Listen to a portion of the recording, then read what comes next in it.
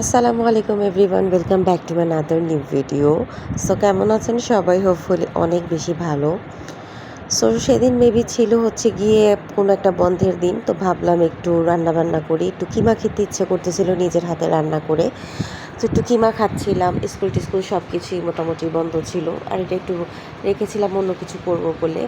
আর এটা মেবি হচ্ছে গিয়ে 9ই মহরম সেদিনের ভিডিও। একটু দুপুরে মানে খাওয়া দাওয়া করে বিকালের দিকে একটু গিয়েছিলাম ছাদে। তো আমাদের বাসার পিছন সাইডটা হচ্ছে গিয়ে শিয়াদের, মানে ওইখানে কি অনেক শিয়া যারা আছে তারা থাকে, শিয়া বাড়ি বলতে গেলে। তো সারাদিন তারা নর্মালি যে নোহাখানি পড়ে, দেন হচ্ছে গিয়ে মাতাম করে, এগুলো সব কিছুই আমরা শুনতে এবং দেখতে পাই ইজিলি। আর বাসার পিছে যেহেতু সব আপডেটই আমরা পেয়ে থাকি। আর ওইখানে আমার আরেকটা ফ্রেন্ডও আছে শিয়া, সেও আমাকে সব কিছুতে ইনভাইট করে। তো আমরা সবাই কম বেশি জানি যে আশুরার দিন কি কি ঘটনা ঘটেছিল। মাশাআল্লাহ, আলহামদুলিল্লাহ, আমাদের জীবনে আশুরা অনেক ভালো খারাপ মিলিয়ে আমাদের অনেক ঘটনা ঘটেছিল। সো যাই হোক, টাইমটা খুব ভালোই লাগতেছিল। আর এখানে আমি হঠাৎ দেখি কোনো আওয়াজ নাই। সো ভাবলাম যে কি করতেছে, দেখি উকি দিয়ে দেখি যে আলী হায়দার এরকম একটা কল দিয়ে পানি পড়তেছিল, মানে সেই আর কি কলটাকে ছেড়েছিল, তারপর ওইটা দিয়ে দিয়ে সে খেলতেছে, মানে এই কারণেই সে চুপচাপ। তো আমি আর কিছু বলিনি, যে আচ্ছা থাক, বাচ্চা মানুষ, এখন বিকালের টাইম, গরমের দিনও আছে, প্রবলেম নাই। নিচে গিয়ে আবার হাত মুখ ধোয়ায় দেন হচ্ছে গিয়ে একটা যে জামা টামা চেঞ্জ করে দিব। তো কিছু বললাম না, যে আচ্ছা থাক, বাচ্চা মানুষ একটু খেলুক। মানে একটু খেলতে গিয়ে সে যে এরকমভাবে খেলাধুলা করবে, মানে আমি বুঝতে পারিনি। আচ্ছা, যেটাই আছে। সো তারপর হচ্ছে গিয়ে পরের দিন চলে গেলাম, একটু ব্রেকফাস্ট করালাম আলী হায়দারকে। জাস্ট একটু ডিম খেয়েছে, এইটারও অর্ধেক। আর এখানে মানহা তার নিজের ব্রেকফাস্ট নিজে কমপ্লিট করলো আর মোবাইল দেখলো। তারপর হচ্ছে গিয়ে 10 তারিখ আশুরার যে দিন কথা বললাম, সেদিন দেখেন ওখানে অনেক মানুষ, এখানে মানে এইগুলো পুরোটাই হচ্ছে গিয়ে শিয়া বাড়ি। সব কিছুই আমরা শুনতে পারি, কি কি করা হয় কি না করা হয়, দেখাও যায় সব কিছু। ওয়েদারটাও কেমন যেন একটা স্তব্ধ হয়ে আছে ওয়েদারটা। সবসময় আমি দেখি যে 10ই মহরমে ওয়েদারটা কেমন যেন, মানে আকাশ সহ কান্না করে এমন একটা ভাব মানে থাকে, আমার কাছে লাগে। তারপর একটু হচ্ছে গিয়ে সাদা চাপড়ি আর হচ্ছে গিয়ে কলিজি মানে খেলাম আর কি। দেন হচ্ছে গিয়ে সকালে নাস্তা খেলাম, দেন এটা হচ্ছে গিয়ে দুপুরের লাঞ্চ রেডি করা হচ্ছে, ভুনা খিচুড়ি আর মুরগির মাংস। তারপরে টাইম টু টাইম অবশ্যই নামাজ পড়লাম, দেন হচ্ছে গিয়ে জিগির আজগার করলাম, তাসবিহ করলাম, কোরআন শরীফ নিয়ে বসলাম। তারপরে একটু বসে একটু ওয়েট করলাম আজানের জন্য, কারণ আজানের ওয়াক্ত হয়ে আসতেছে, আরেক ওয়াক্ত আমি আর কি পড়বো। এই তো। তারপর হচ্ছে গিয়ে সব কিছু কমপ্লিট করার পর হচ্ছে গিয়ে নিচে গেলাম, একটু আলী হায়দারকে মোবাইল দেখতে দিলাম, কারণ একটু স্ক্রিন টাইম দরকার আছে।